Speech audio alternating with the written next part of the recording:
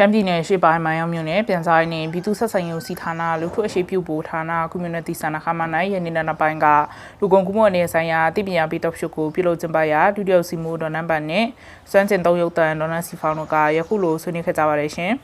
မင်္ဂလာပါအမရေမင်္ဂလာပါညီမရေဟုတ်ကဲ့ဒီကနေ့ညီမတို့အနေနဲ့လူကုန်ကူးမှုအနေဆိုင်ရာတိပညာပေးတော့ရှုကိုပြုလုပ်သွားမှာဖြစ်တာပေါ့နော်အမအနေနဲ့လူကုန်ကူးမှုရဲ့အဓိပ္ပာယ်ကိုရှင်းပြပေးပါအောင်ရှင်ဟုတ်ကဲ့ပါလူကုန်ကူးရှင်ဆိုဒီမှာလူအများအားလှည့်စားခြင်းတွေးဆောင်ဖျားယောင်းခြင်းအတင်းအကျပ်ခိုင်းစေခြင်း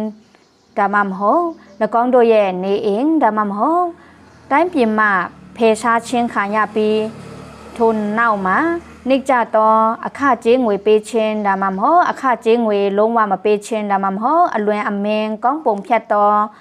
တတ်မှတ်ချက်များဖြင့်အတင်းအကျပ်အလုတ်ခိုင်းစေသည့်အလက်အထဖြစ်ပါတယ်အဲ့ဒီအလက်အထဟာလူအများကိုရောင်းဝယ်ဖောက်ကားခြင်းတို့မဟုတ်ကုန်တွယ်မှုအဖြစ်တဘောထားပြီး၎င်းမှာကျွန်းစနစ်ဤတွင်ပြင်လက္ခဏာများစွာရှိသည့်အပြင်တိုက်ပြင်အများစုမှာ၎င်းဟာတရားဝင်မှုမရှိပါ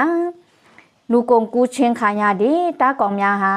အခြေအနေမျိုးစုံမှာအတုံးချခံရပြီးတော့ပြစ်တစားလုပ်ငန်းအတင်းအကျပ်စေခိုင်းခြင်းနဲ့အတင်းအဓမ္မလုပ်တော့ကျွံပဝအခြားပုံစံများတို့ပါဝင်ပါတယ်